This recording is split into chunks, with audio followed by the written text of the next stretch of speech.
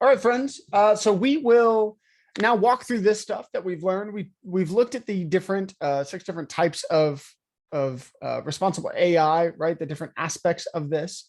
And so, yeah, the thought is that each group's just going to go through. Fairness, are you guys ready, or would you like me to move forward? And then we'll kind of circle back. Circle back, please. Okay, perfect. So each group's just going to basically present what they learned to the group. And so for reliability and safety, can somebody from there kind of just talk about what you did or what you learned? Reliability and safety is go hand in hand. I kind of just wrote it out how I was speaking of it. Basically,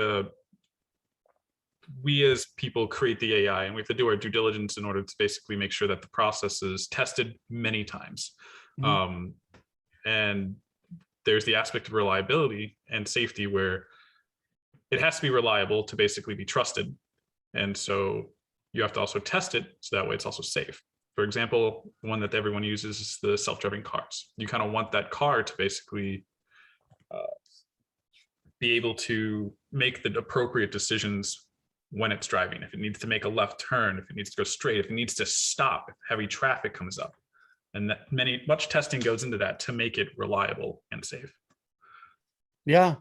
One of the big things with this is, I can't remember if we talked about another slide, but basically like who takes responsibility, right? Of the reliability, this idea of this self-driving car.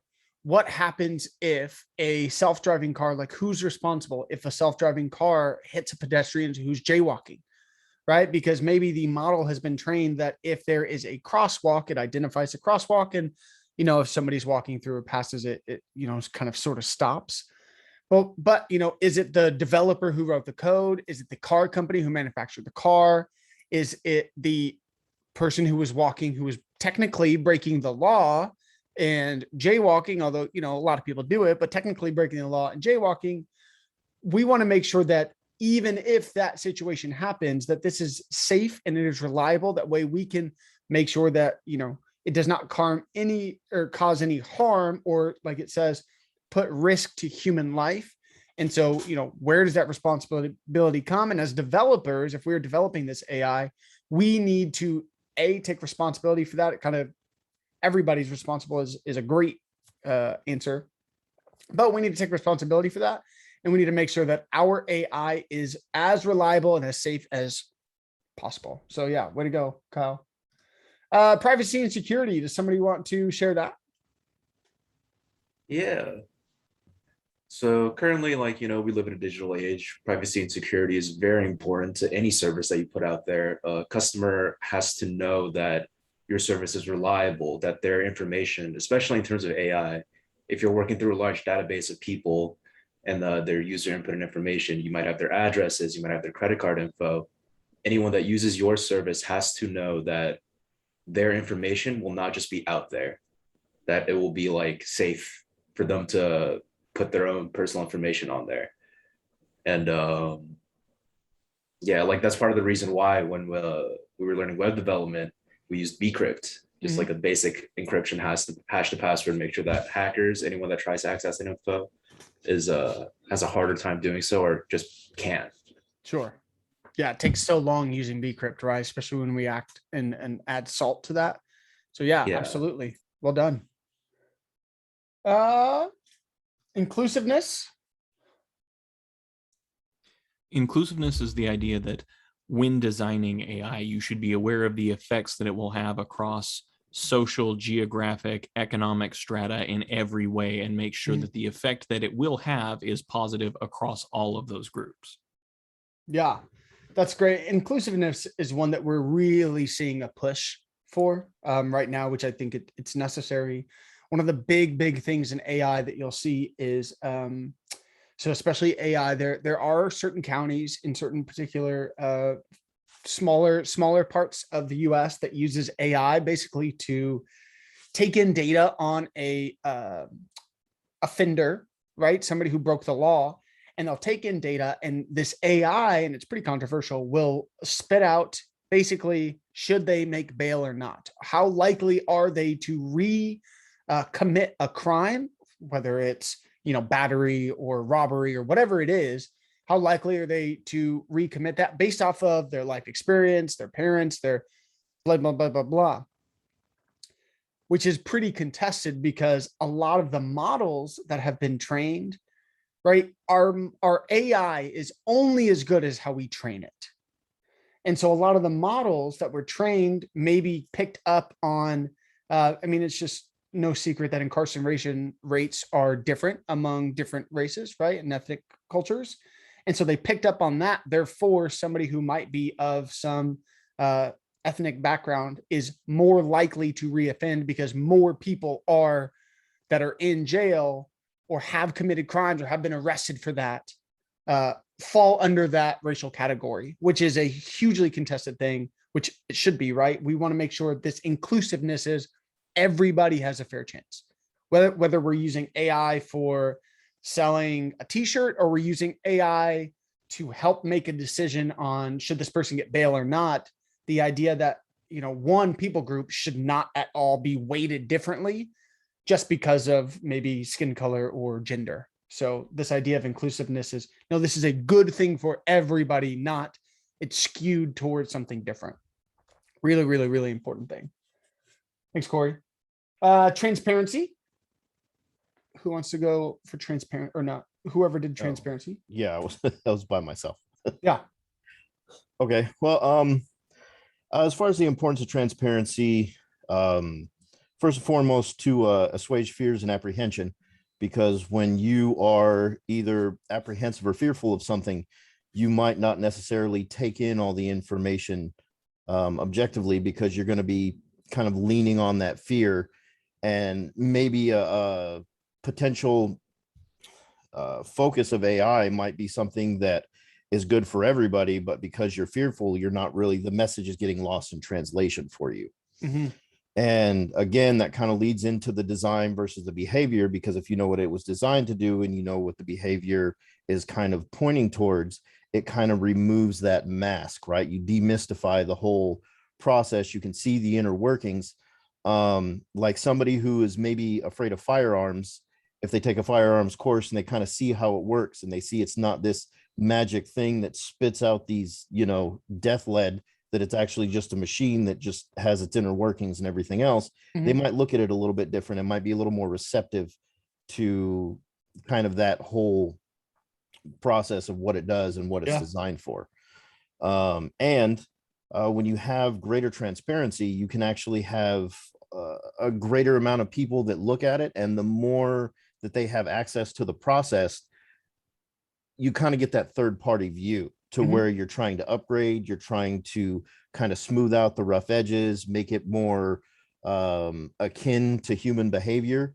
You might not see something because you're in the process, but somebody that comes in with a pair of fresh eyes from a different angle, now that that transparency is there, they can kind of see how the process is, and they can see, oh, well, I see what you did over here. Well, maybe we can kind of tweak that a little bit to get a little bit more efficient results. Yeah. And it just kind of streamlines the whole process and makes it a lot more efficient. Yeah. No, absolutely. I think you can see that a lot of these sort of play into each other, right? And so that is part of the hard part on the exam. So it might ask, like, which one does this represent? And so, you know, because you could even say the same thing with inclusiveness, that if you have transparency, then if maybe your model is trained in a way that's not inclusive, right? Then maybe, like you said, Casey, that, you know, somebody can read that code. If you were allowing it, like, hey, here's what it was trained on, then maybe somebody could say, oh, well, the ratio of what you were training this on is off. Maybe, you know, try this and you're going to have a more accurate model, sort of thing. So yeah, well done. Then we have accountability. They let me know that that they cannot sort of speak on this one. So accountability is what they put, is the structure we put in place so that we consistently are enacting our principles and taking them into account in everything that we do. Our principles that guide how we develop, sell, advocate. We're so accountable for how our technology impacts the world. This really goes back to the idea that I just said for like a self-driving car. If somebody's jaywalking, who's accountable? And so is it the developer, whoever, is it, you know, the maker, whoever sold the car, or is it the actual person who, you know, got hit because they broke the law? Another really interesting thing with AI that's really come up recently is there's an article maybe a month or two ago about a gentleman. There's this basically this AI that you can put in just a little bit of maybe a couple text messages or something, and to train the AI model, and it will converse with you. And this guy, his fiance had passed away 8 years ago, and he put some messages or a letter or something. He had done it well, so he knew like what was the most accurate sort of training thing. It's open source, so he can kind of play with it. And so basically, he put a letter from his fiance that's passed away, and was able to have a conversation with this AI, and it mimicked how she talked, the jokes that she made, the conversation that she had. It mimicked very similarly to how she would speak. That's another Black Mirror episode. If you've never heard Black Mirror, if you've never heard about that, that's an incredible show, especially in tech, because it is the future. It's like all of our fears coming to true. But with that, there's this guy who created it. I was listening to a podcast, and he was talking about, who is that on, right? Is it on the developer who used and created that model? Is it on the seller, or is it on the guy, right? Because, the guy was saying that they don't want to create that because and don't want to basically advertise it as that, because really from a company, if you think about it from a very morbid perspective, and this is where that idea of responsible AI comes in. Let's say, somebody dear to you passes away, and you just are having the worst time, and you just want to talk to them, right? And maybe it's $500, but you can feel like you're having a conversation with them, even to the point where, let's say technology got to where, you can put a sound clip and it sounds like them, and it's like you're having one last phone call. Well, if somebody is really impacted, right? If they're just, you think about like a parent who just lost a child, or a spouse, or, somebody, they might get so lost into that they continuously pay $500 because they can't cope with the loss of their loved one. And so this idea of accountability is, hey, what are we creating? Who is in part? Like, yes, you could argue, whatever company is selling it, they're the ones in charge. They're the ones accountable. Whoever developed it, they're the ones accountable. Or you can even say like, hey, well, it's unhealthy and it's on the person.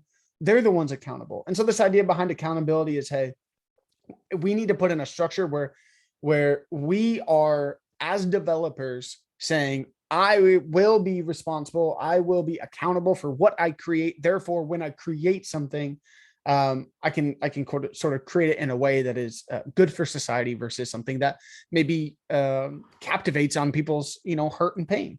So just to really, sorry, that's one of my tangents. I find AI and just where it is in the world so fascinating. So let's see. Fairness. Are we ready? Yeah, I can go ahead. Cool. Go ahead.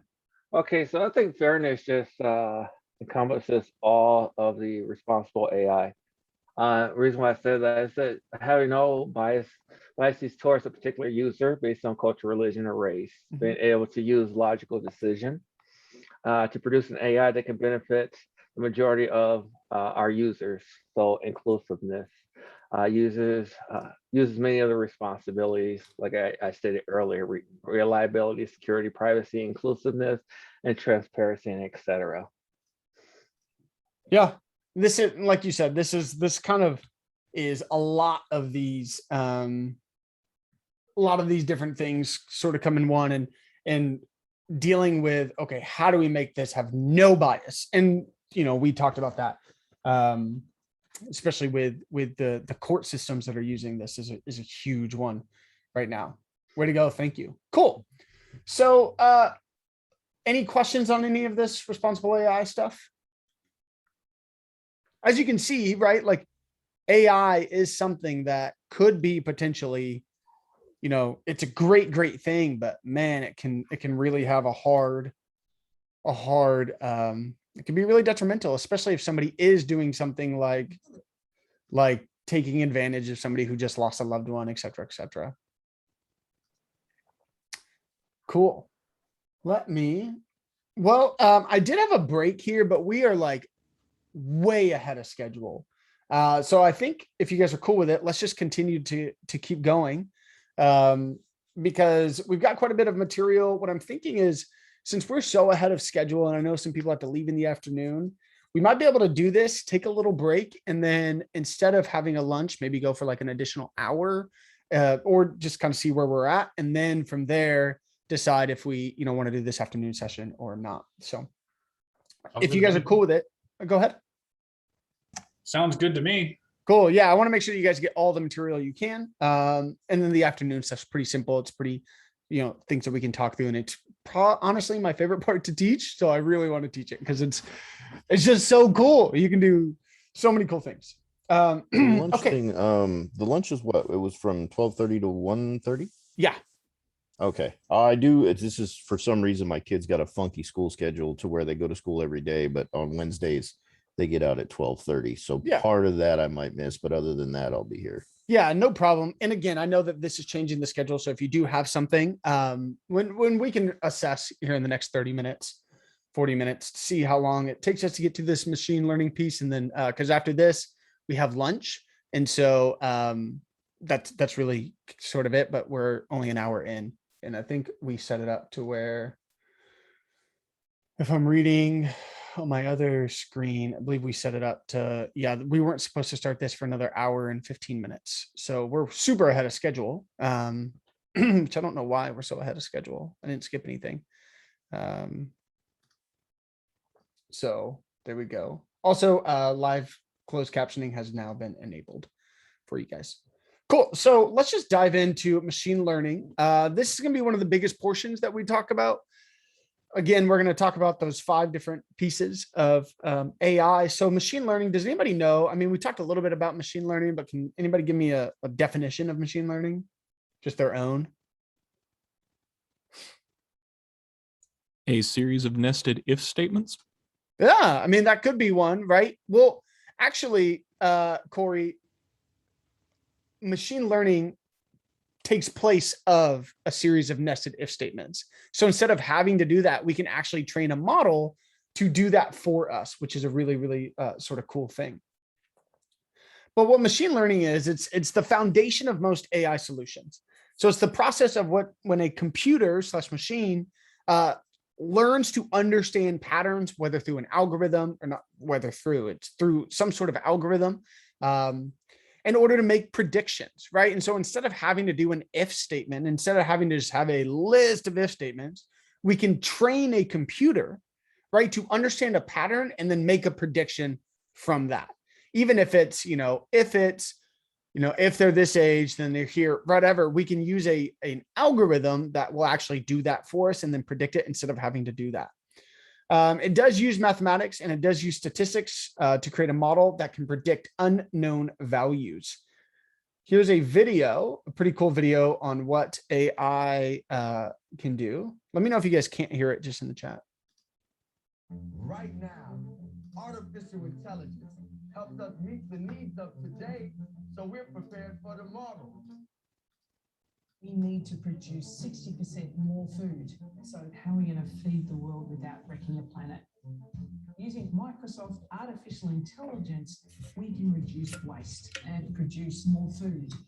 Any grower will tell you every row, every crop is different. We can use Microsoft AI to make odds predictions about light, wind, rain. This helps farmers know when to plant, irrigate, and harvest. It's making a difference. Artificial intelligence helps farmers grow more while wasting less. Cool. There's going to be quite a few little hype videos like that with Microsoft, but that's what machine learning, right? It allows us to make predictions, whether it's I love the one where they are talking about the crops, right?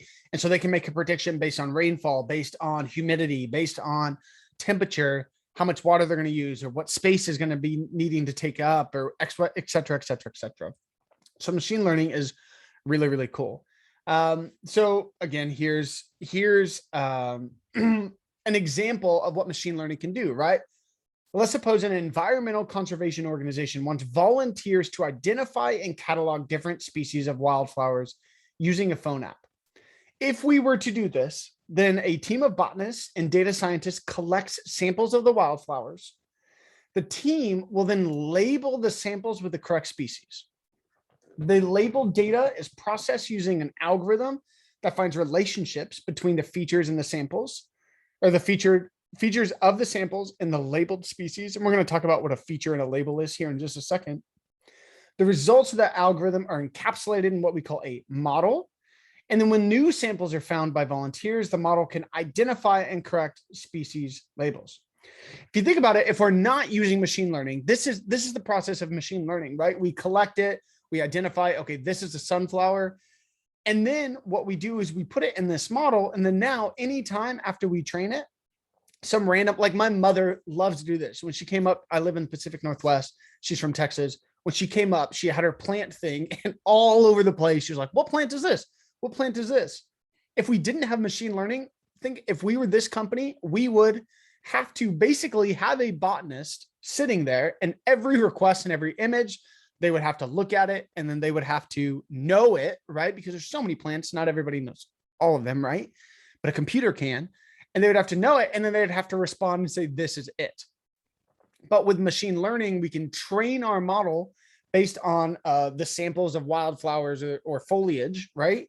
And then now moving forward, any single time that somebody wants to use this app, like my mom, when she wants to see what kind of fern is growing, it just goes to the model identifies the features and says, oh, this is what it is. And then it sends it back to the user, which is a really, really cool thing.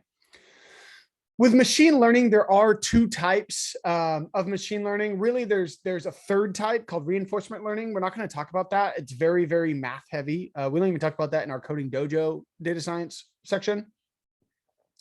And it's very, very math heavy, but it's cool. But really, there's two main ones. And as far as Azure is concerned, for right now, it's just there's two main ones. There's supervised and then there's unsupervised machine learning. Within our supervised, and this is just our crash course of machine learning, within our supervised type of machine learning, there are two different types. I'm not going to say categories, but two different types. There's one called regression and one called classification. Here's another video on machine learning that whenever I play this, I want you to, what we'll do is we'll play this and then we'll talk about the types and then we'll replay it and see if you can understand. There's some really key words in this that, again, it's going to say some things you're not really going to understand. We're going to talk about that and then we'll rewatch it and you'll be able to say like, oh, okay, now I can piece this together. Let me play this. Machine learning is a technique in which you can use data to train a model that predicts unknown information. For example, suppose a bicycle rental company keeps records that include the weather conditions, temperature, and seasonal details for the days in which they've operated. And they also record the number of bicycle rentals that they had each day.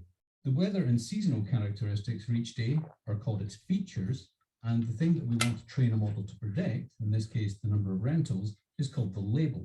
For short, we often refer to the features as X and the label as Y. We can take this historic data and apply an algorithm to figure out a function that fits the features to the label. In other words, the function calculates Y from X. The function we've calculated is the basis for your predictive model. So if you have the features for a new day, but the label is unknown, you can use the model to predict the unknown label, which in this case is the expected number of bike rentals. This kind of machine learning, where the label your model predicts is a numeric value, is called regression. Now let's look at another form of machine learning. This time, suppose a health clinic takes measurements from patients, including blood pressure, glucose level, weight, height, and so on. Additionally, each patient is categorized as diabetic or not diabetic. The patient measurements are our features, or X, and the classification of diabetic or not is our label, or Y. We can fit the features and labels to a function that calculates the probability of a patient belonging to a particular class based on their features. In this case, the possible classes are diabetic and not diabetic. When the features for a new patient are collected, the model we've trained can predict the probability that the patient is diabetic or not. This kind of machine learning, where the predicted label is a category or a class, is called classification.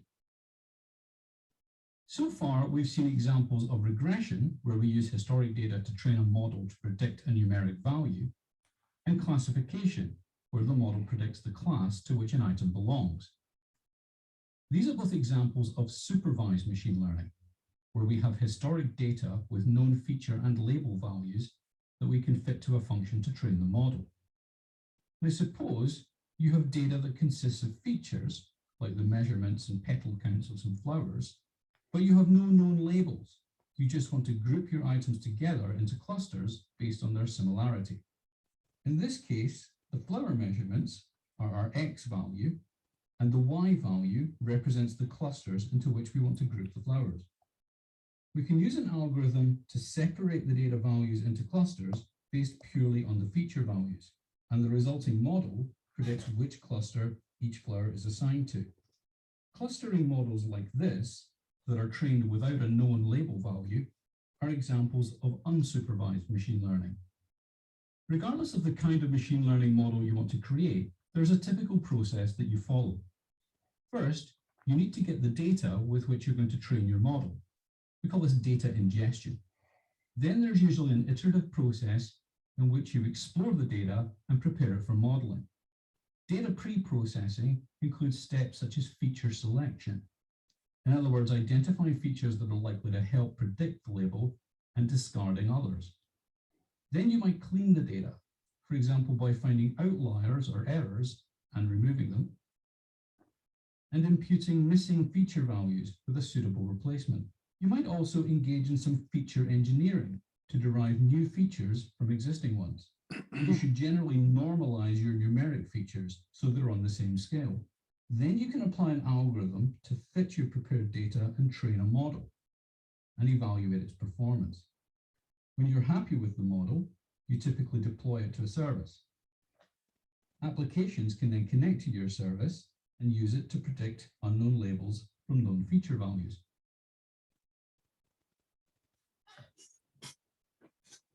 Okay.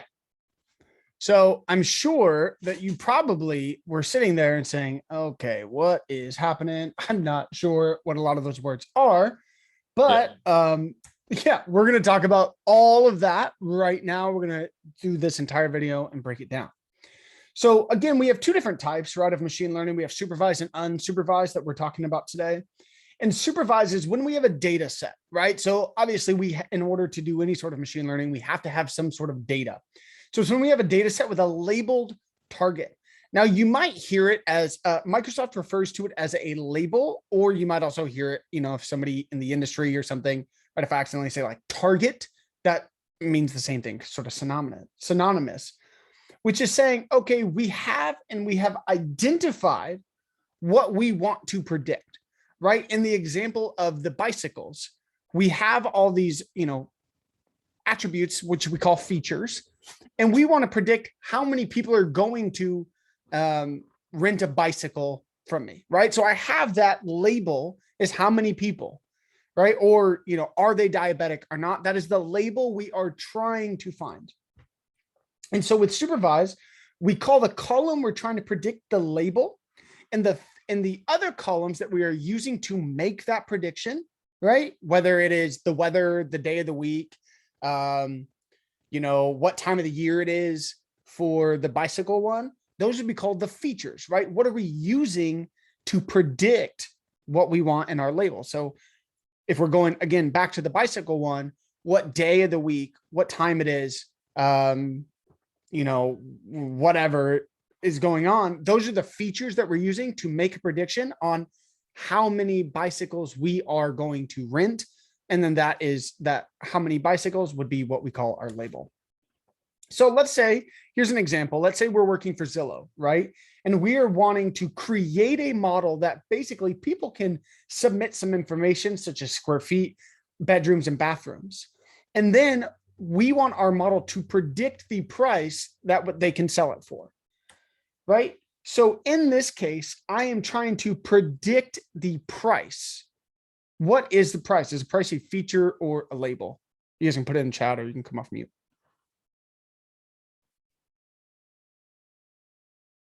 Feature. Not a feature, right? Remember, feature is the tools that we're using to make our prediction.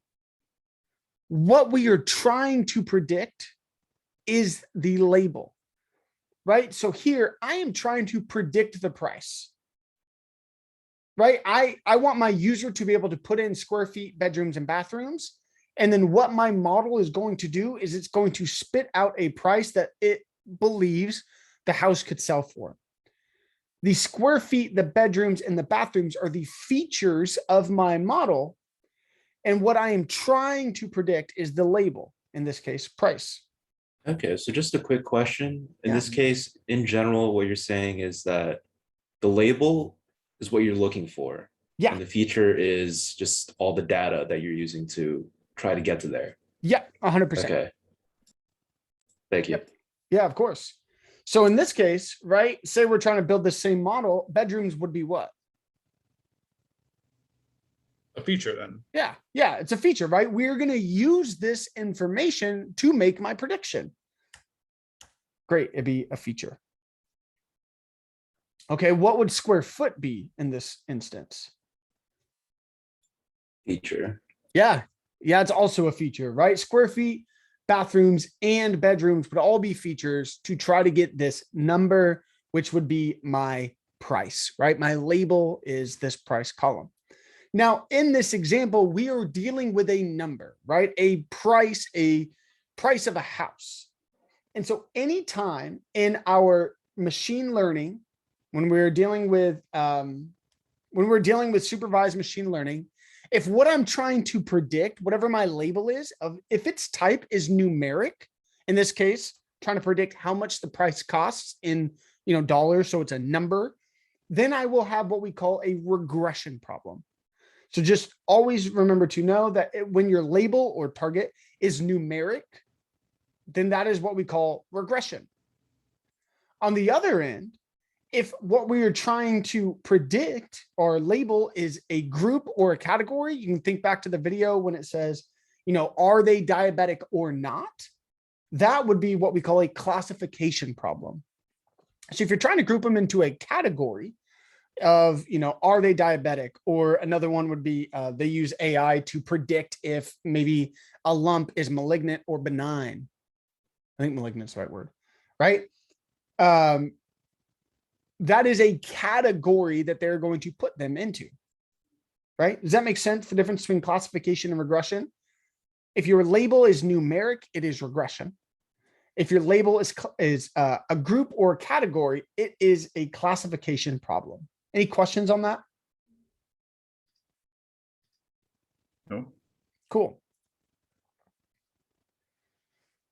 Okay. So one thing to note though, is maybe one thing to note for a classification, I might have basically a group of flowers or a group, let's take like the diabetes, right? So either somebody has diabetes or not.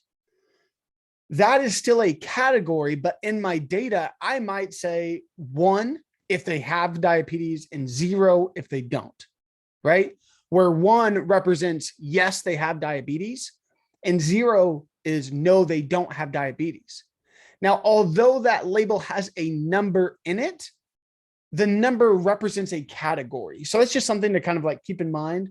The 0 and 1 is not a numerical 0 or 1. It just represents a 0 or 1 to say, yes, they do have diabetes, or no, they do not have diabetes, but it still is a category in itself. Therefore, it would be a classification problem.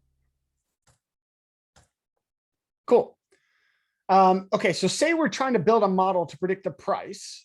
What type of problem is this going to be? Is it a regression, a classification, or a clustering? I am trying to predict the price of the house. That would be regression, right? Yeah, regression, right? It is a numeric value. It will be a regression type problem.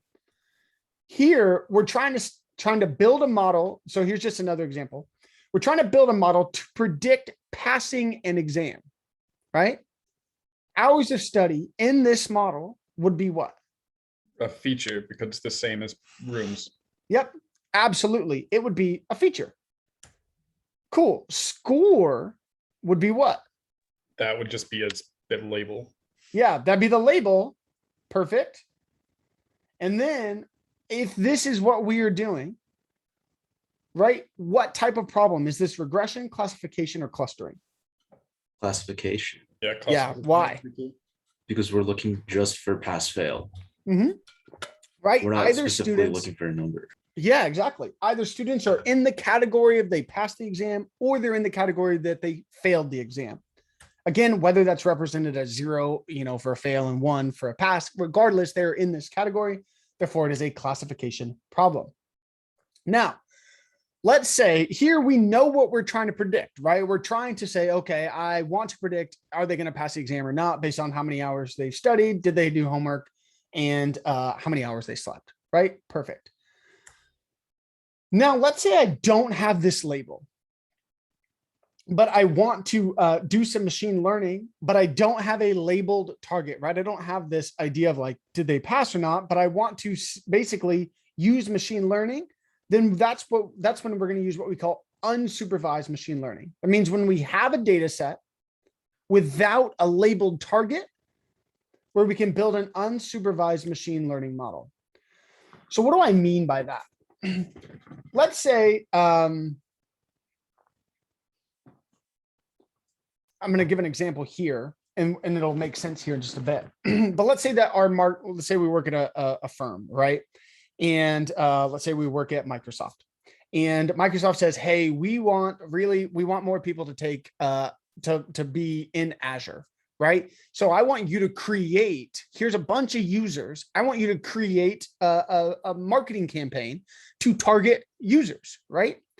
And so what we would do is we don't have a label that we're trying to predictively put in, right? Where it's like, are they likely to, do AI or not? That's not necessarily what we're doing. So what we can do is we can actually take our data, do an unsupervised learning model, and then the way it does it is clustering, and I can cluster like data together. That way it represents, and I can kind of change that. And we'll see what I mean here in just a second. So anytime we have a data set without a labeled target, we can build an unsupervised machine learning model. And then the main task of any sort of unsupervised machine learning model is clustering. And we're going to use KMeans, and you'll see what I mean here in just a second. There's also just one to note that dimensionality reduction is also an unsupervised task. That's not in the scope of the AI-900, but if you are really interested in AI, the Coding Dojo data science course does touch on dimensionality reduction. So if you are really interested in this, then maybe you do the Coding Dojo's data science course. So what I said was, if you don't have a label, then the main task is clustering. And clustering is the process of grouping similar observations, creating clusters of similar data points. So our computers do this by using unlabeled data, meaning that we don't know what the right groups are. We just rely on patterns in the data to discover new groups. So if you think about it, here's an example of what KMeans does. And KMeans is an algorithm we can use for unsupervised machine learning. And so let's say I just have all these different points of users right here, right in this left graph. Well, what I can do is, if I am wanting to identify how to target users, and I have them on this graph, and it's pretty easy for us to see like a 3-dimensional graph or 2-dimensional graph. But, if we have all these columns, then we're going to have as many columns as we have. That's how many dimensions it is, which is really easy for a computer to read. A lot harder for us to, can't even fathom that. But let's say, just for a simple standpoint, this is what all of my users are grafted. This is what it looks like. What KMeans does is it takes all of the points that are close to each other, and it groups them together because they have the most similar, maybe they have the most similar things. Maybe it's an age or education or something like that, right? In totality, it will group them together with the like data points of itself, right? So maybe all the millennials who have gone to college might be, somewhere on the graph near each other. So it will group them together. That way I can do something with that predictive model. So again, back to this idea of Azure wants, or Microsoft wants Azure, more people getting certified in Azure. Let's say this is just the data, right? And we would have many, many more columns than this, but let's say this is just the data that they give us, where they give us an age, They give us how long they've been a customer and do they follow us or not, right? Let's say that this is on Twitter. Like, do they follow us? Now, I don't have a label that I'm trying to predict, right? I don't have any sort of like how, will they get certified or not? I don't have anything like that, but I want to basically better individualize my marketing experience so that way I can market in a, more dynamic way. So what I can do is I'll just answer this one. This is what we call a clustering problem, right? I don't have any label, any target that I'm trying to get, but I want to use this unsupervised machine learning to cluster like data rows or sets together. And so if I do this and I color code it for like data points, here I have this, right? To where I've got maybe age 24 since 2011 follows is similar to 31 customers since 2015. Yes, they follow, right? There's some similarities and they're close enough from a data perspective to put them together. This would really come in hand for like, okay, let's say we're taking this Azure certification thing, we're really using that. Let's say I'm wanting to market. What would be the avenues? Okay, so here we have some similarities with this 24 and the 31. Okay, that's an age group, right? And so I would assume, 24 to 31, probably the best social media to go to would be either Instagram or more likely Instagram. For this 31, it's like more millennial, right? We're more Instagram heavy than like if you're trying to target Gen Z and you had like you clustered people around that age, then you might, advertise on TikTok, how to and get influencers to like on TikTok to tout AZ certifications or Azure certification. Sorry. This 43 to 49 might be more like Facebook, right? And then 55 might be more like actually printing a flyer and sending it to them based off of their age group, based off of what these different data points have. Makes sense on clustering. It's going to make more sense. I'm going to show you what, whenever we actually talk about K-means, I will show you kind of a visual of what that looks like. But does that make sense from like a high level perspective? Actually, yeah, it does. Cool. Okay, so big part of the exam is to really just know the different services that Azure has. And so Microsoft provides an Azure machine learning service, which is a cloud-based platform for creating, managing, and publishing machine learning models. Now with this, there are 4 things. We're really going to be focusing on the Azure Machine Learning Designer, but just knowing what the 4 things are is great. So what's really cool is you actually don't have to have any machine learning experience. You can actually use the automated machine learning, give it a data set, and it actually decides which one to use, right? It would be better if you use a supervised and here's that predictive output. It'd be better if you use an unsupervised and here's that predictive output. So you don't have to do anything, right? You just basically give it data and it tells you what's the most effective thing for what you're trying to accomplish, which is really, really cool. But then you can also use the Azure Machine Learning Designer, which is what we're really going to focus on today, which is just a graphical user interface, a GUI for short, right? Which enables no code development, a machine learning solution. So basically it's a drag and drop, right? So you upload your data, you say what you want to do and you use drag and drop. And we're going to walk through what that looks like. There also is a data and compute management on the Azure Learning, right? So if you wanted to use like cloud-based data storage and compute resources, that if you wanted to basically have your own code and create your own machine learning code and models, then you could use that. And then pipelines is something that we can use to orchestrate model training and deployment and management tasks. So creating a pipeline, we're going to kind of see what that looks like here on how to really sort of do this machine learning. Again, we're going to focus in the AZ or the AI-900 really focuses on this machine learning designer. So that's what we're going to focus on here. But here are the 4 offerings here. So it does, I would say, kind of get progressively, more difficult. This is like really, you just submit your data and then you're good. And then Azure Machine Learning, you sort of you don't have to code, but you have to know sort of what's going on. And the data and compute management is really, you're running your own experiments. So it is much more intensive heavy, same thing with pipelines. Cool. So this Azure Machine Learning Designer, what it does is allows us a GUI, a graphical user interface, to drag and drop machine learning tasks to execute a machine learning pipeline. So it is, instead of having to generate a pipeline, we can just drag and drop and create one using this machine learning designer. So in this section, we're actually going to talk about the different portions of the pipeline and how we would design and display that within our Azure Machine Learning Designer course, right? So there are certain steps for machine learning. It's not like we can just do data and say, okay, go, right? We have to set it up. If we're going to use this machine learning designer, we set it up in the ways that we want, and we can have some sort of control. We don't have to code or anything, right? But I do have some sort of control versus something like just being able to upload my data set, right? And with this machine learning designer versus the one that you just go ahead and put it in and say, okay, go do this. This does give us control. Maybe we're trying to identify something particular. We can change and do that using this. So in order to train and deploy your actual models, so what we're creating is a model, right? And then in order to do that using the Azure Machine Learning Designer, you need to compute on which to run the training process and to test trained model after deploying it. What do I mean by that?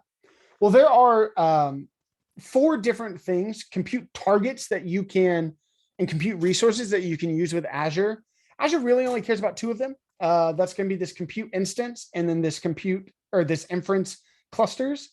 We're going to talk about all 4, but it really only cares about this compute instances and inference clusters. What a compute instance is it is a development workstation. So basically like a computer on your server, right? That they can use to actually train the model, right? Give it data, train the model in order to that way it can use AI, it can use machine learning, right? In order to predict an output, right? So this compute instance is the computer, basically like if I wanted to run this really heavy algorithm, I do not have on my little Mac mini, right? I don't have the computational power in order to do this, especially if I have tens of thousands of images, maybe that I'm doing some sort of computer vision. I don't have the computational power. What I can do is use Azure, and they do, right? They have the computational power. That's one of the big benefits of the cloud. I don't need to buy a supercomputer in order to do this. I can just use a supercomputer from Microsoft, or I can use a really beefed up computer using a compute instance. So this is me actually training my model using a workstation on Azure, right? Using this to work with data and with my models. Now, if I had something super massive, right? Super intensive, I might use something like compute clusters. And if you guys took AZ-900, then you understand like scalability horizontally, where you have multiple machines working on basically the same topic or the same kind of problem. That's what compute clusters are. It's scalable clusters of virtual machines for on-demand processing of experiment code. So if you do have a lot of code, instead of just having one mega machine do it, you might have, 4 good machines all working on it to kind of hit it. Which you think of like Bitcoin, right? Kind of in a different way, right? To mine Bitcoin, you might have so many computers mining, and the more that it does that, the quicker it can mine. So it's, instead of just one mega supercomputer mining Bitcoin, you have, so many different servers running that. That's the idea behind compute clusters versus one versus just the multiple. The second one is the third one is the inference clusters. And this is actually deploying my model. So I test it with my compute instances. Once I get my model and I say, yes, I'm working for Zillow, my model is predicting well, then I can use an inference cluster to deploy it. So now on Zillow, when somebody submits their information, it goes into that model, and that model will spit out a price that it believes the house will be worth based off of my trained model. And then the last one is just an attached compute, where basically, let's say I have like another virtual machine within my company, or I already have a data brick that I'm working with, I can attach that to if I wanted. But really the two that the AI-900 really focuses on are the compute instances and the inference clusters. So when creating a machine learning model, you will use a compute instance to train it. And when you are deploying it, right, it's ready, it's trained, you've evaluated it. When you deploy it, then you're using an inference cluster. So you can sort of think of like inference as predictive, right? This is your prediction you're making. That's the inference. And then computing is you are computing, you are training your model within that. Any questions on the difference between compute and inference? Cool. Okay. So this is now, we're going to go over sort of the process of if we are training a model. This is the pipeline that we will use. This is the pipeline we will create. And on the exam, there will be a drag and drop. We do have a little group thing that we can maybe just do together. But there's a drag and drop of, okay, what does this look like? And how do we, create this pipeline within our Azure Machine Learning Designer? So my first and most important step, right, is to get my data, right? I can't train any sort of machine learning model. I can't train any AI without data. So I can do that from either the web, right? Or I can just insert it manually. Maybe I have data, like a database that I want to call. And so I need to bring in my data, and then I need to specify the target column.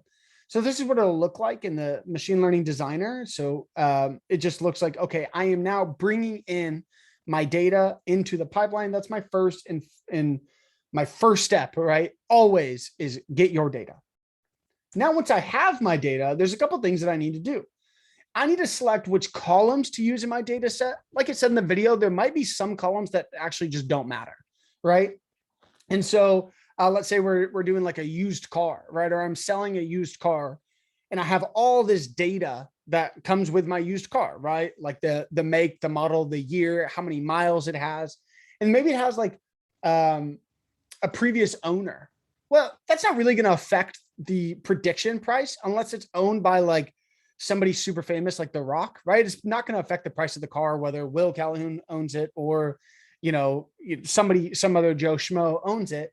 So I can actually take that out and not select that column, which reduces the noise of my model and might actually give me and will actually give me a more accurate prediction of my price versus trying to deal and manage a column that actually just doesn't make sense at all. Then I'm going to clean my missing data. Anytime we have AI, we cannot have missing data. So we're going to clean it either by removing the row, or there's other ways you can do it too, instead of, because data is precious, right? So we don't always just want to get rid of like, oh, if it's missing one thing, we don't want to get rid of the entire row. Maybe we do it just like on an average or something like that, right? Like we could do something there. And then we want to normalize our data, which we'll talk about here for a second. So when I am selecting my columns, and this is just transparently, this is the most like definition, new word heavy portion of the entire day. So stay with me. And if you have questions, feel free to ask. We're going to just dive into this. I can explain anything that you need. But if you feel yourself going, it's going to take like 25, 30 minutes. So just stay with me here. Okay. So we have now gotten my data. Now I need to start my data transformations, right? So I'm going to select the columns to use within my data set. And the process of me selecting my columns is called feature selection, or more broadly, featureization, right? Where I can choose which features, right? If you remember back from my supervised model, which features I want to use for my machine learning. We can also create new columns to use if we want. And this is what we call feature engineering. What do I mean by that? Let's take that car example, right? Where I've got a make, a model, a year that it was made and how many miles it has. Well, maybe one thing that might be helpful is if I have a miles, average miles per year driven, right? So what I would do is I would basically create a new column that takes the life of the car. So, however old it is, divided by the miles. And that gives me how many miles per year the car was driven, which might say a lot, right? Like if it's a brand new car and it has 60,000 miles or 40,000 miles, but it's 2019, that might be a heavier sale than like, oh, okay, it was driven for 5,000 or 2,000 miles a year because it's a 1975 or 1969 Ford Mustang, right? And it was just a show car, or it was just a Sunday driver. That might impact my price because there's not as much wear and tear, the engine's well, versus, oh, they have had it for a year and already put 60,000 miles. That's pretty heavy, right? So that might affect my price. So if I'm creating that new column of my data, That's what we call feature engineering, which is just another part of the featureization. Then, like I said, we cannot have missing data from our data set for machine learning. So we can either fill in missing data with a specified value, or worst case scenario, review the rows with missing data. If we're doing that, one of the rules of thumb is you never get rid of more than 5% of your data. So if you are getting rid of more than that because of missing rows, then it might be something, might be another route by maybe taking the average of that row to where it's not going to skew it totally, but it might just affect it a little bit. So you always want to lean on not getting rid of data. But in worst case scenario, if you just have, a row that has so many missing columns, then you might just get rid of it because it's bad data, because that can also skew your data there. And then normalizing is a little bit harder of a concept, but let's walk through it. It's where machine learning models are distance-based. So again, like I said, it is, if we're looking at all the columns, that's how many dimensions this model is going to have. And if we take our car example, right?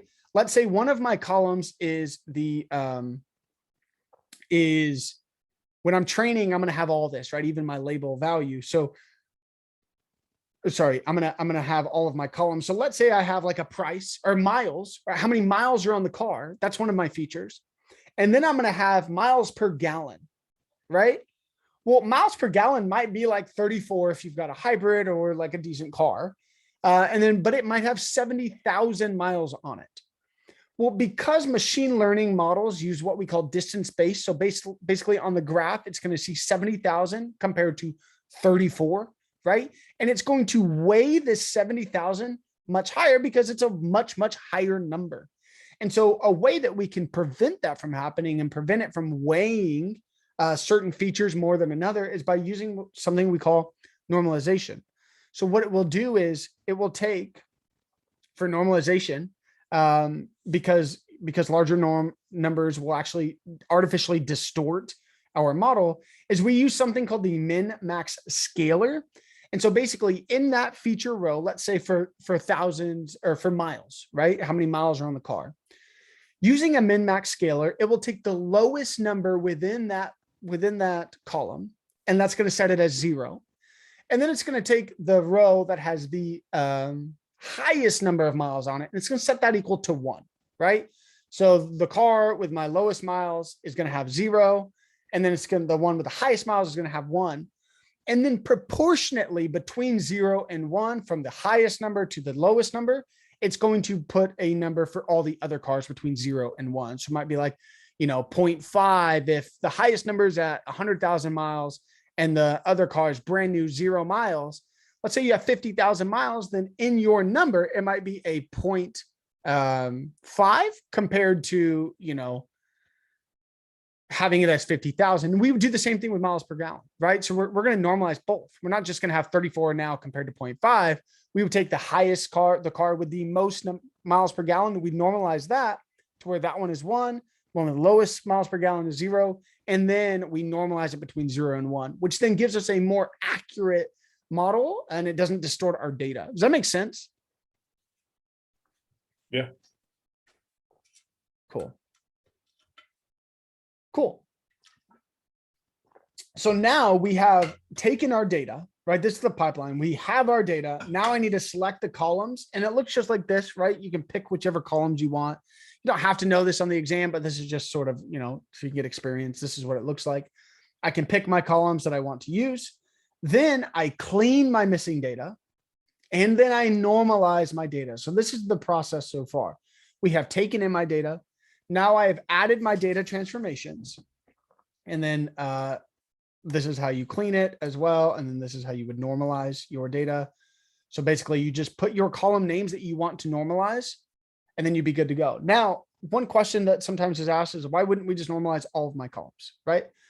And the reason is because sometimes our columns might actually come normalized, right? There might be, our machine cannot understand text, right? So let's say we're using this, this car example is just a really good one, to where the make of Subaru is not going to be Subaru, but maybe the column is a bunch of 0s and 1s, to where if it is a Subaru, the value is 1. And if it is, if it's not a Subaru, the value is 0, right? So we would actually have a column for every single make that then says, okay, if it's a 0 for Subaru and a 0 for Mazda and a 0 for Ford, but it's a 1 for Toyota, then we know that this car is a Toyota, right? So I don't need to normalize from there because that's already taken care of. So that's why we wouldn't normalize everything sometimes. But if you are working with numbers like city miles per gallon, peak RPM, all these different things, you would absolutely normalize those, which you would know if something's normalized or not because you're dealing with the data. Cool. So that's step 2. Any questions up to step 2?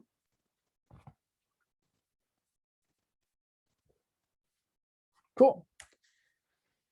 All right. Then we are actually training our models, right? Now we have our data, we've set it up and we've set up how we've set up the parameters of what features we want to use in order to train this, but now we actually need to train our models. And this is a few steps. First, we split our data into a training and a validation set. And so what that means is, let's say I've got a list of cars and I'm wanting to predict the price, right?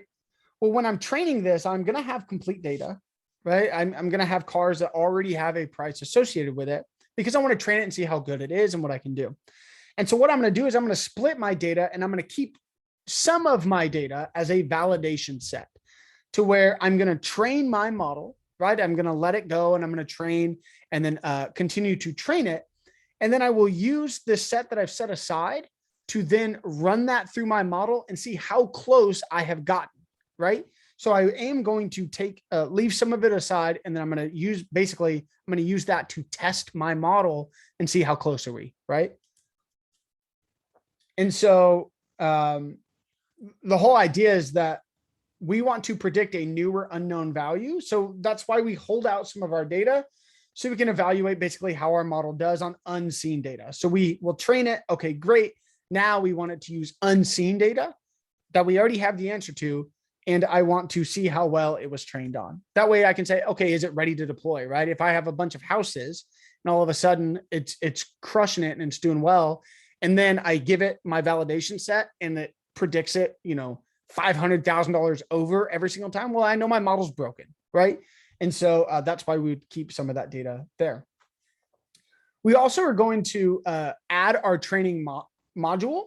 And so we are going to pick which kind a training module we're going to use. There are many, many, many kinds. Basically, you can sort of this as like training algorithms. There's many kinds out there. Azure AI-900 really focuses on these 3 to where for regression, so numerical supervised training, we're going to use linear regression. For classification, we're going to use logistic regression. Now, although this has the word regression in there, it is a classification model, training module. And then for clustering, we're going to use something called KMeans. Again, there are different types out there and dive in to see what the different ones are. And ones have different benefits. But these are the 3 sort of training modules that AI-900 is going to focus on. And so here's just a little bit of a crash course on them.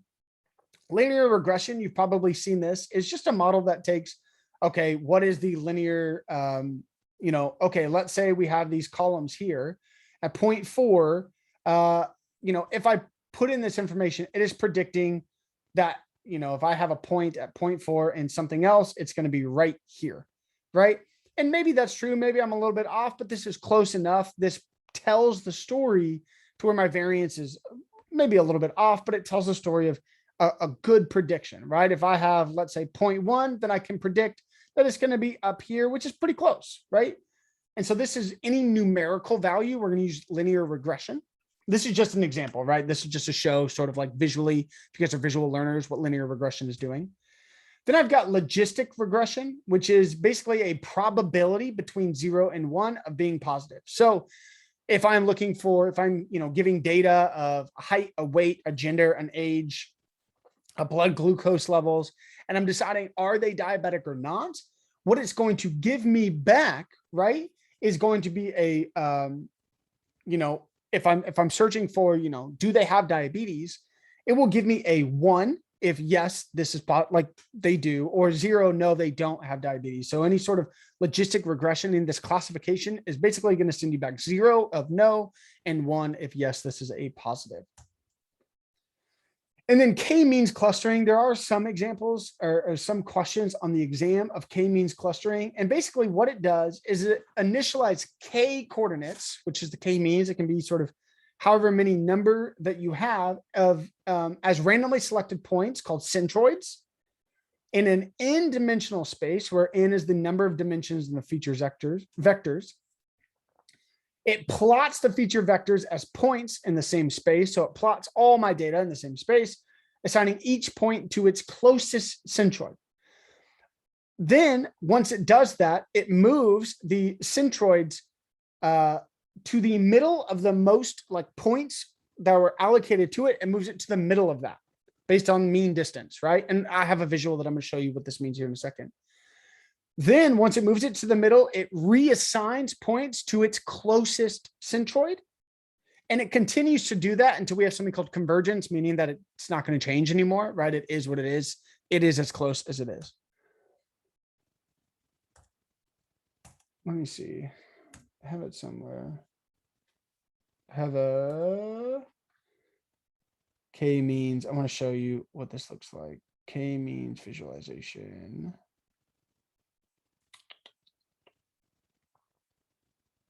Let me see if I can just look it up. K-means visualization. Visualization. It's from Stanford, right here.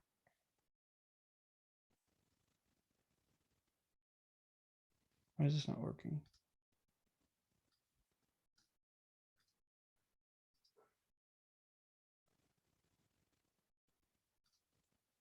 I don't know why this is not working. Let's see if I can find another one.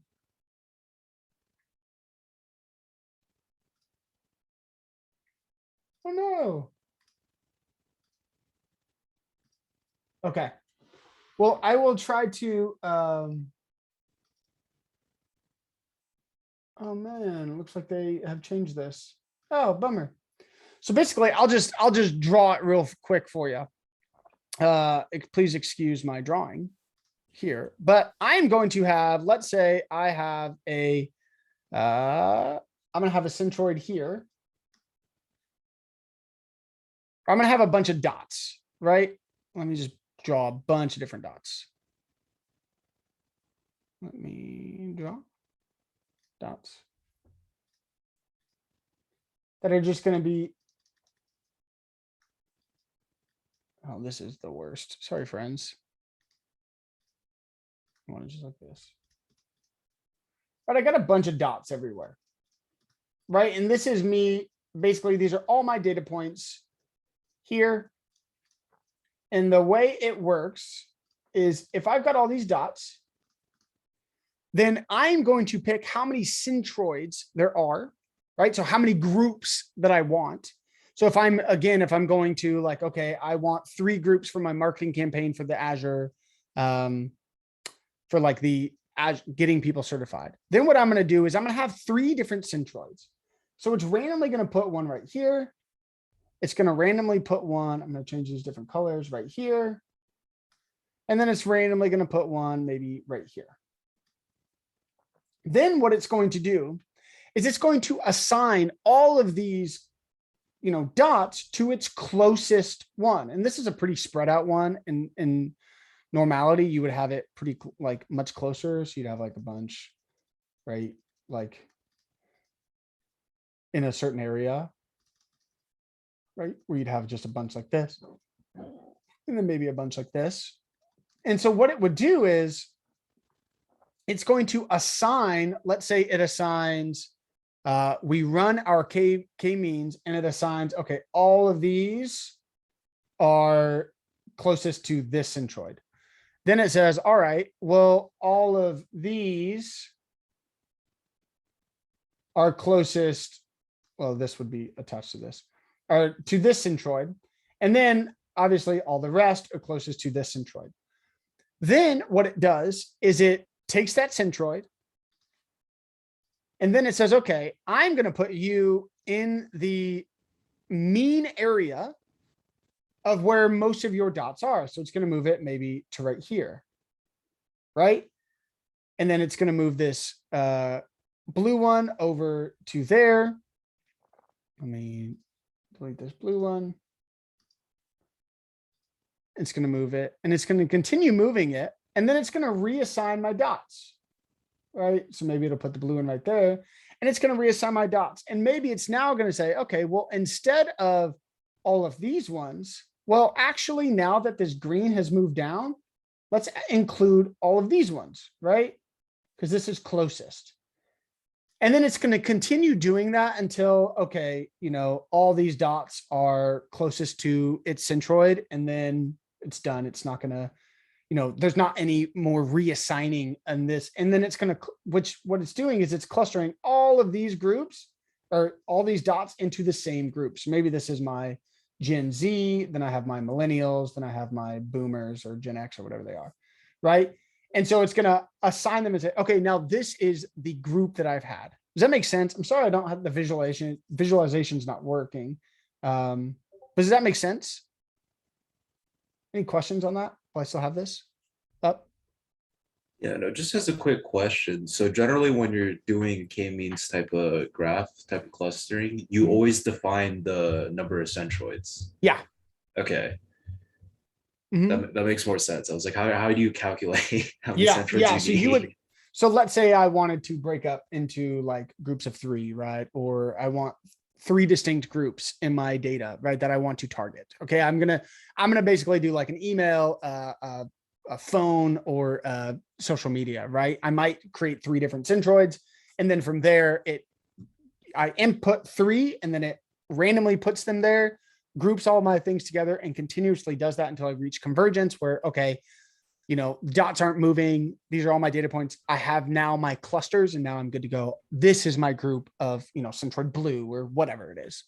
And do you determine that like by looking at the graph beforehand, or do you just have like an idea of what you're looking for already with the data set that you're given?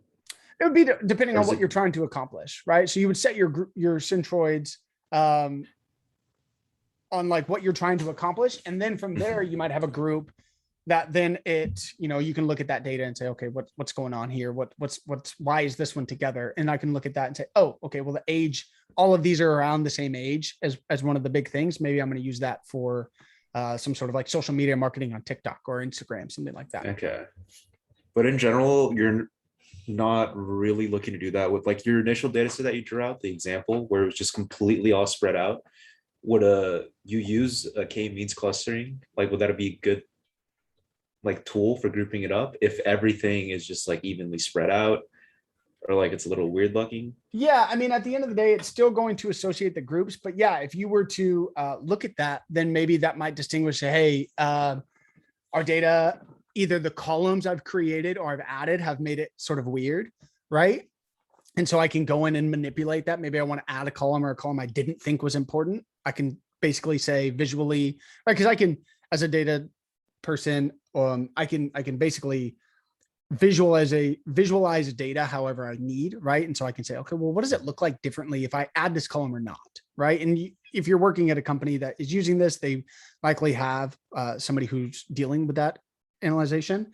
And so you could say, oh, you know, how does this column assess? And then you might even say like, hey, this might not give us the most accurate thing, but maybe not the most accurate thing. It's going to give us its best, but this might not be the best way to go about it, right? So you can make those decisions as well. Okay. Thank you. Yeah, of course. Any other questions on K-means? I really wish that I could show this because it was pretty cool. I think there's a video, but I'll put it in chat. I'm sure. Well, as it's doing its thing, it's only moving the centroids Mhm. closer in relation to the group that they're actually identifying with. Yeah, the mean of that. So I think there's let's see, there was a YouTube video that's a minute long. Okay, so let's see. So the orcas are migrating again. I got you. Okay, so here I've got centroids, right? I have this centroid, I have this centroid, I have this centroid, and I have this centroid. Now, as it goes, it moves them together, right? So it is continuously moving. So it started out random, right? And what it does is it assigns, you can see the lines going to each one. It assigns, okay, which one is closest to the blues, right? And so these ones technically are going to be blues. And so what it will do is it assigns and it continuously moves with each iteration my centroid closest to my convergence, right? And so now I'm at this point. I have 4 centroids, right? 4 clusters basically, that all of these ones, this is in the middle. This is not going to change, right? These are not, this guy is not going to go yellow, whatever. It's not going to change. And so now we're at that point of convergence. Here I have, again, 4 of them. And because you think about it, because it's distance based, the reason blue is going to come all the way over here is because in theory, this dot down here is closest to blue, maybe green, but it's closest to blue. So that is going to deal and move blue over. And then as it reassesses, right, then it might reassign this to this green right here. So if I'm coming here, see blue moves all the way down because it factors in these guys. And then now this is my group, this is my group, and this is my group. Again, the last one, we've got 4, and this comes, brings them together. They change. You can see how even these guys took a little bit longer because it was continuously doing that. And then it reaches convergence to where more is not gonna, it's not gonna change anymore as we move this and continue to move this. Make sense? It's a cool little visualization. Cool. So after we've done all of this stuff, we can now train my model, right? And so once we train it, basically we've picked what we're doing. We want to actually run the data through. We actually want to do the K-means clustering or linear regression or logistics regression, right? And then after it spits out, its prediction or its grouping, and then we score our model. And so what this does is it basically involves saying how well our model performs on the validation set. Remember, that's the piece of the data set that I've taken from the side. We want to see how well it performs, and how well it chose, and then that way we can choose the best performing model. And so we can use a process also called cross-validation.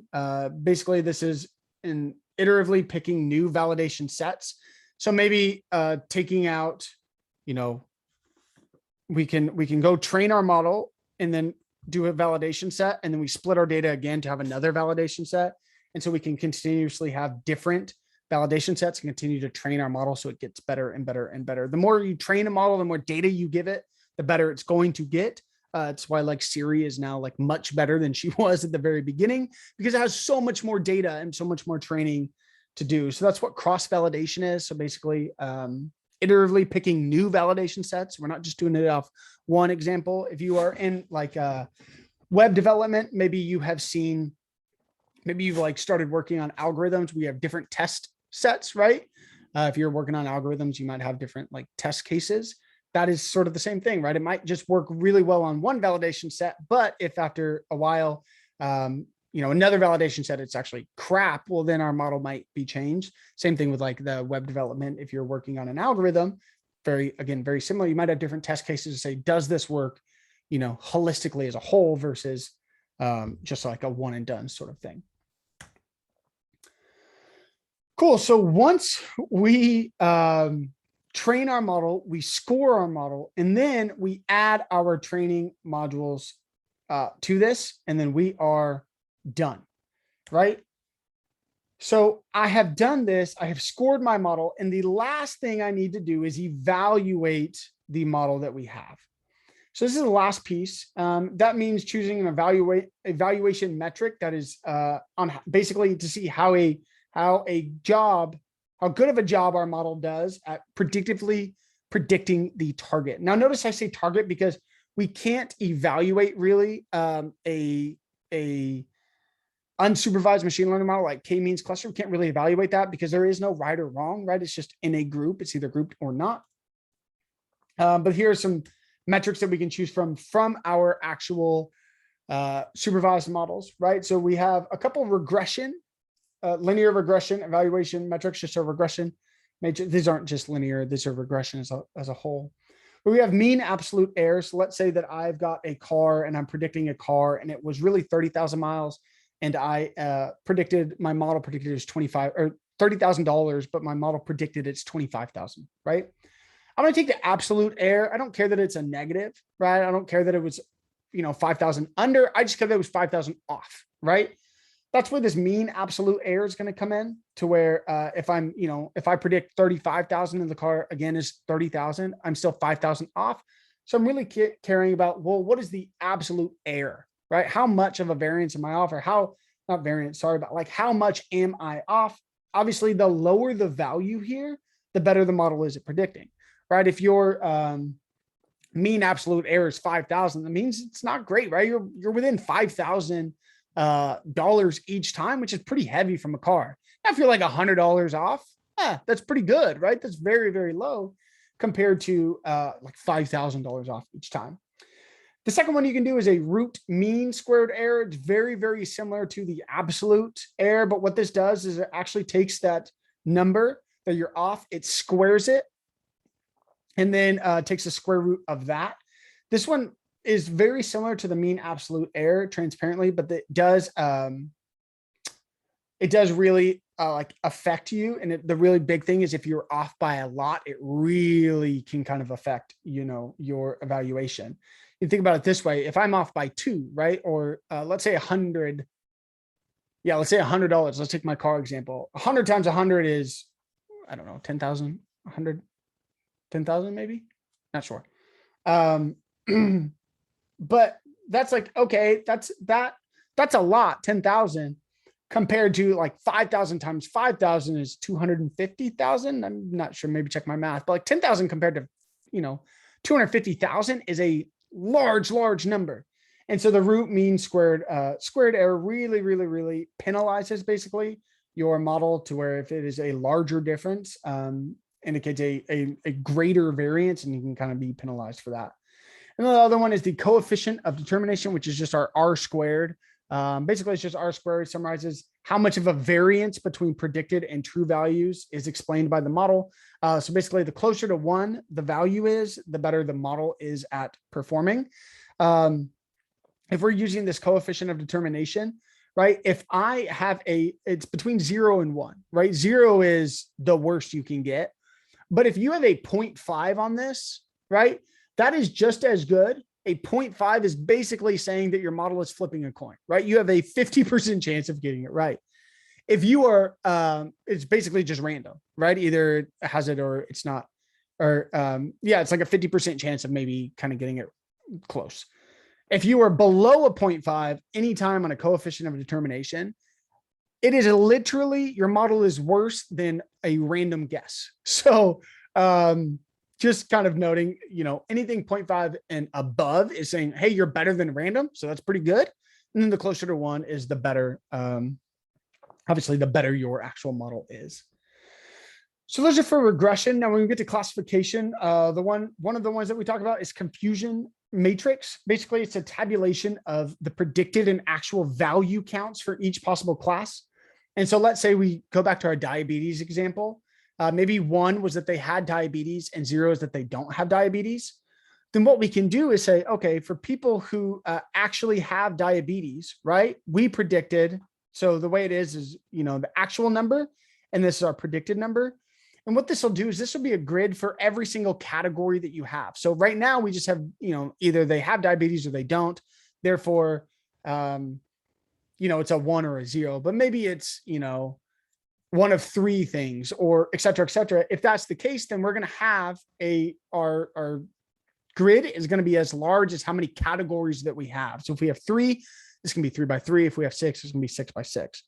And the way that this works is it's going to say, okay, of how many people actually have of the people who actually have diabetes, we guessed 869.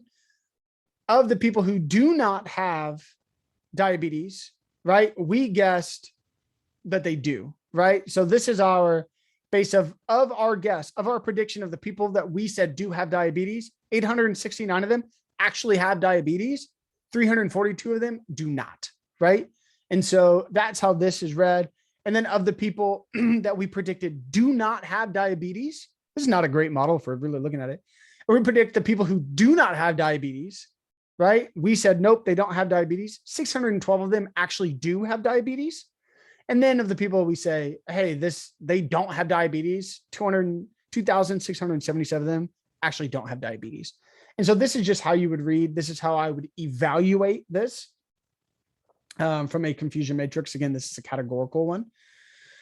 And then when we're dealing with classification, so we have a couple different things that we can use. We can use accuracy, precision, and recall. Accuracy is the correct ratio of prediction. So basically true positives and true negatives, which are these two numbers right here. What are the ratio of those to the total number of predictions? So if what is that ratio? So in other words, what proportion of diabetes predictions did the model get right? Right? So what proportion actually did it get right? Where precision is the fraction of positive cases correctly identified. So the number of true positives divided by the number of true positives plus false positives. So people who have diabetes, how many of them did I actually guess have diabetes, right? That is that precision number. And so in other words, out of all the patients that the model predicted as having diabetes, how many of them are actually diabetic? And so how many actually have diabetes compared to how much we predicted have diabetes? And then recall is just a combination, I believe, of both, where the fraction of cases classified as positive that are actually positive, the number of true positives divided by the number of true positives plus false negatives. So in other words, out of all the patients who actually have diabetes, how many did the model identify? Oh, sorry. So I did get that mixed up. Recall is of how many of them actually have diabetes, how many did we identify? And then precision is of all of them that we identified as having diabetes, what is the ratio, or what is the number of that we predicted, right? That actually do have it. So of all of our predictions, how many of that was correct? You can also use an F1 score, which is an overall metric, which is simply, this is the one that combines precision and recall, right? That's the F1 score. And then you have your AUC, which is area under the curve. And so it's basically created by plotting a true positive rate against a false positive rate. So basically it is a curve to where I can again talk about that 0.5, to where if I'm anything below 0.5, then I'm worse than guessing. And then anything above that, I am better than randomly guessing, right? So this AUC acts the same way, right? To where anything 0 to 1, anything 0.5 and below is literally worse than me just randomly guessing. Do they have diabetes or do they not? Anything above 0.5 is better than me randomly guessing. Yeah, this is the category that they're in. So that's the AUC. And then again, for clustering, we don't really have some evaluation metrics that we can use because, in the industry, there are some that people actually create that they use, but from an evaluation standpoint, from a clustering, we don't really have that. We just, because there is no right or wrong, right? That just clusters them into a group there based off of our model. And then this is the entire, model, right? This is exactly everything that we have. So this is, in order for me to use machine learning on this Azure machine learning designer, I first take in the data, I set the columns I want to use, I clean my missing data, I normalize that data, then I split that data into a validation set and then my test data.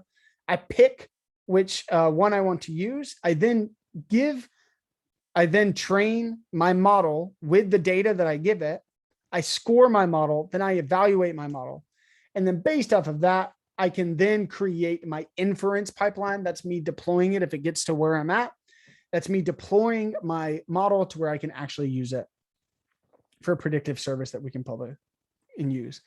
On the exam, this is much more important. So it'll be like a drag and drop. Maybe this one will be missing, this one will be missing, and this one will be missing. And then it'll all be on the 3 and we'll say, okay, drag and drop into the correct place. But so this one is important to know. This one, not as much, the inference pipeline, but it's there. Basically, this is how it would work, right? We would either enter data manually. We wouldn't just give it a database because this is now my deployed model, right? To where maybe I have some web service input. A user can input, their square feet, their bedrooms, and their bathrooms. That's the web service input. Then I select my columns, right? And I have all this set up to where I select the columns that I want to use. That's on my side. Then I just bring in my model, right? To do everything else, to where I apply my transformation. I bring my model to continue to do that. Oops, sorry. Then I bring in my trained model, I score it, and then I give my output. So this is how it would be from an inference if it was deployed. This is how my AI would work, my machine learning would work. Basically, if I'm on Zillow, it's set up. My user sets this, gives me their information. It runs through this pipeline, and then it spits out the price based off the model that I have created. Okay, that was it for my machine learning designer pipelines.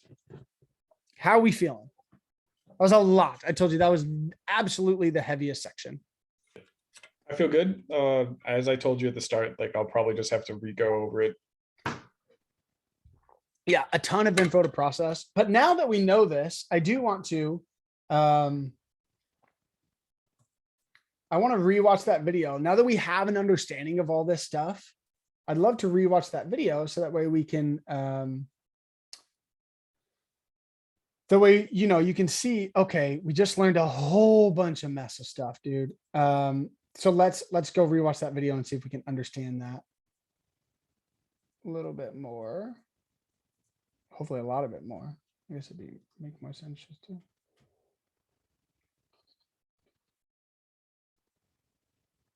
So many slides.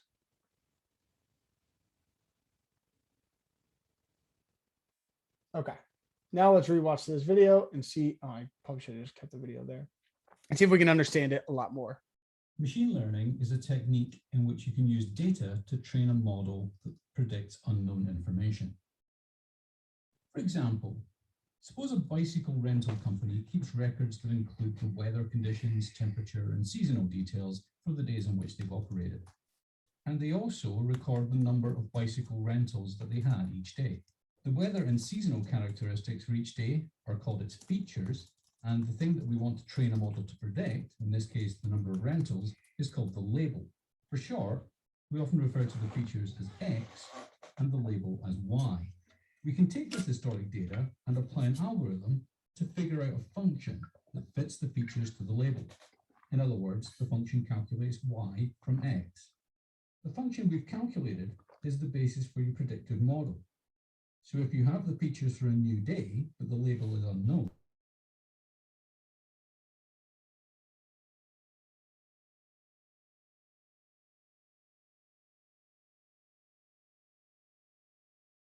I think the sound cut out.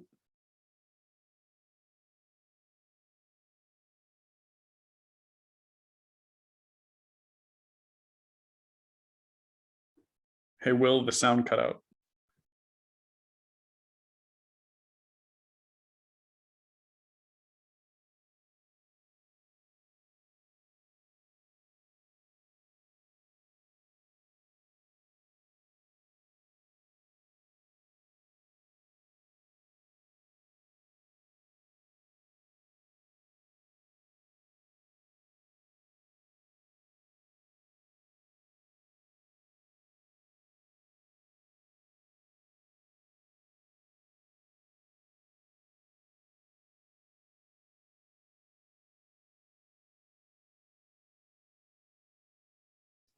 Oh, sorry, friends. I didn't know that there was no sound. Oh, lame. Okay. I'm going to start from here. Calculated is the basis hear for that your more now? predictive model.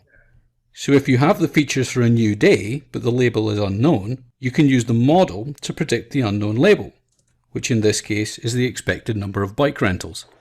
This kind of machine learning, where the label your model predicts is a numeric value, is called regression. Now let's look at another form of machine learning.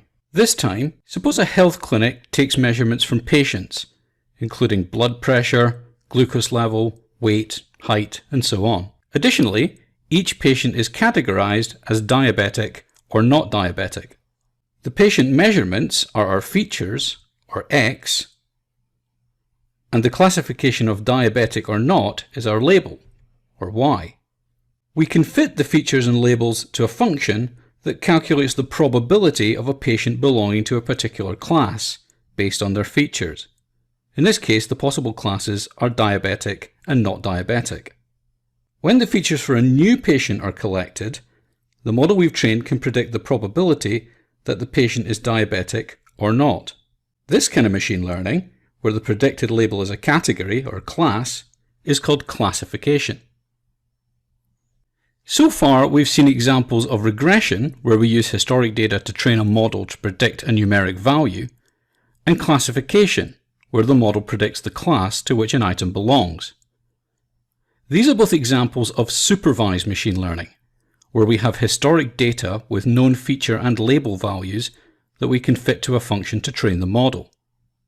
Now suppose you have data that consists of features, like the measurements and petal counts of some flowers, but you have no known labels. You just want to group your items together into clusters based on their similarity. In this case, the flower measurements are our X value, and the Y value represents the clusters into which we want to group the flowers. We can use an algorithm to separate the data values into clusters based purely on the feature values, and the resulting model predicts which cluster each flower is assigned to. Clustering models like this, that are trained without a known label value, are examples of unsupervised machine learning. Regardless of the kind of machine learning model you want to create, there's a typical process that you follow. First, you need to get the data with which you're going to train your model. We call this data ingestion. Then there's usually an iterative process in which you explore the data and prepare it for modeling. Data pre-processing includes steps such as feature selection. In other words, identifying features that are likely to help predict the label and discarding others. Then you might clean the data, for example by finding outliers or errors and removing them, and imputing missing feature values with a suitable replacement. You might also engage in some feature engineering to derive new features from existing ones. And you should generally normalize your numeric features so they're on the same scale. Then you can apply an algorithm to fit your prepared data and train a model, and evaluate its performance.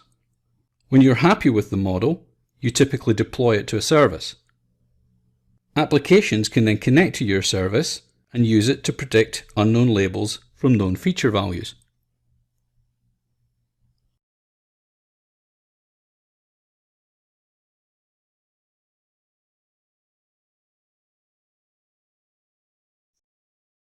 You're muted, by the way. Sorry, my Zoom little tool went to my other screen. Okay, does that make more sense now? Now that we watched the video, do you guys, sit and say like, oh, okay, that makes more sense? It definitely made a lot more sense the second time around. Definitely, right? That's what yeah. And this is stuff, I know in the chat that some people are like, hey, I'm gonna have to rewatch this. Absolutely, like totally get that. This idea is to introduce you to stuff, but even just, and this is why I wanted to show you the video, is, within the last 30 minutes, you watched this video, you had no understanding about any, like it was pretty hard to understand.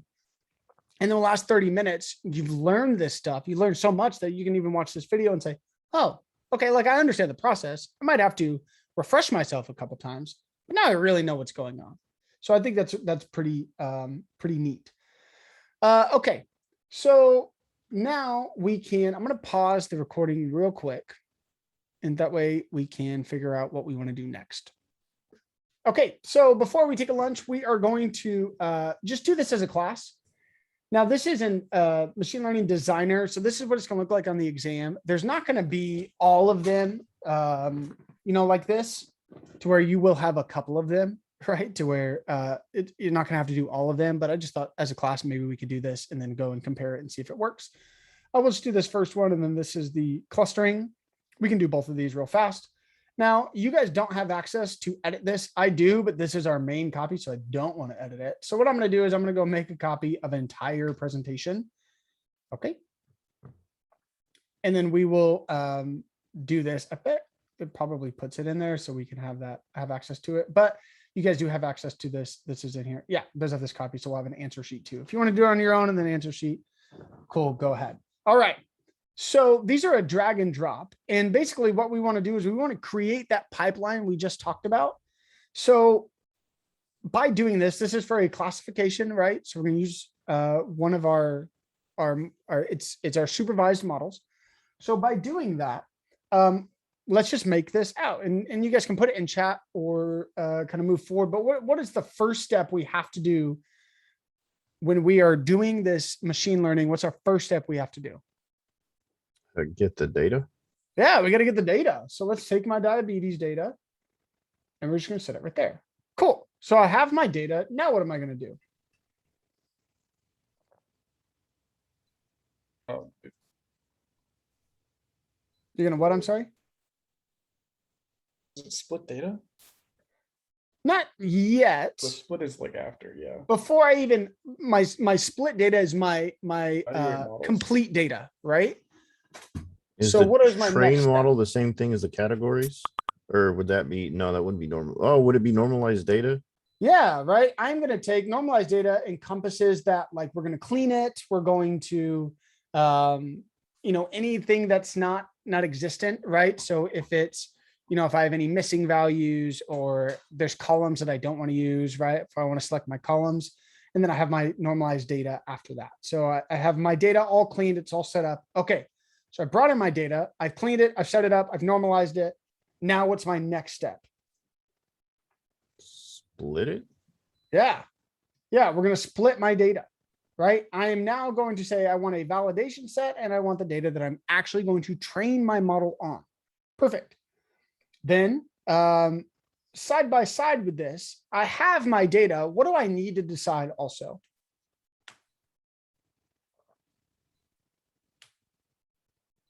I almost want to say it's the regression. Regression? No. Why? No. Well, I'm trying to think. I'm trying to relate those terms with the terms that I'm kind of half remembering from the other model. Yeah. And I'm trying to equate each one. Remember, this is a classification. Maybe train the model, because you don't score it until you actually run it a couple times, right? Or is that, or am That's I? true. You don't score it until you train it. But what's going to go right here? I have my data. What do I need, right? I'm setting up my machine to do some machine learning. What do I need? What does my machine also need to know? It needs to know how to evaluate. How to evaluate? That's going to be towards the end, right? At the end, we evaluate how well it's done. But what are some tools? Think about a car, right? I have certain pieces. I have the framework. I have the tires. I have my data. What makes my car run? My engine, right? My engine is what is doing that. In this case, linear logistic regression is my algorithm I'm going to use with my data to actually train it. So here I've got my data, I've normalized it, I've split it up, and then I decide what algorithm am I going to use in order to actually train my data. Then I now have my data and the engine that's going to run it. I train it. Right, so I actually do the training. And then after I train, what do I do? Evaluate it? Not yet. Score it, and then you Score it, and it, okay. Yeah, I then score my data, and then at the end, I evaluate it. Okay, so I grab in my data, I do what I need, I clean it, I normalize it, I select my columns, I split it into a validation set, and then the set I want to train it on. I pick what I want to use to train. I then train it, I score it, and based off of that, I evaluate how well it did. Okay. So now we have a clustering one. This is a unsupervised. Let's see what we can do. So what is the next step, or what's the first step here? The penguin data. Penguin data, right? I got to grab my data. That's always your first step. You cannot train a model not on that. All right, Laura, I know you might be on a call. What do you think? Or let's see. Anybody else? So I've Select grabbed my columns. data. What am I first going to do? Somebody said it. What did you guys say? Select columns. Yeah, you're going to select your columns, right? You're going to select which columns in your data set you want to use. Now, after I've selected my columns, what do I need to do? So we just selected, yeah, we've assigned, and then Probably I'm clean s- it. I'm sorry. Probably clean it, because if you've selected your columns and some of the data points don't Yeah. have some of those columns in there, you want to get them out of there. Yep. So I'm going to clean my missing data. Okay. Then Then what do I- normalize. Yep. Then I normalize. Where to go? So now I have all my good data. What am I going to do next? Split. Yeah. Yep. I'm going to split my data here. So I have my split data. What's going to go right here? Cluster. Probably the K-means. Yeah. The K-means clustering. Cluster.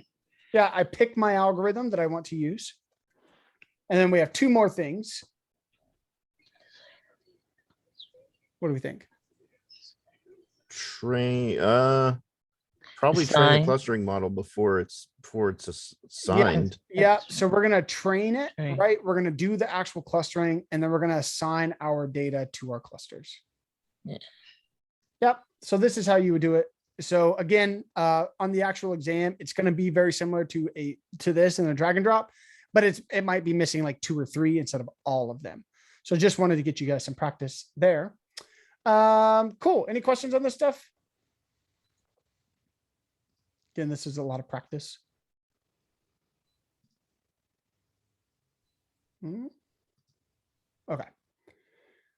All right, friends. Well, then it is going to be lunchtime. We're going to have an hour. So we're going to meet back here at 12:40 Pacific time. Casey, if you can't make it quite then, right? If you guys have something, I know we're a little bit early. You can just come as soon as you can. Okay. Well, I can probably 10, 15 minutes. I could probably get them out of class. This is half days. I'm not too worried about it. Yeah, for and sure. one half day isn't going to kill them. Yeah.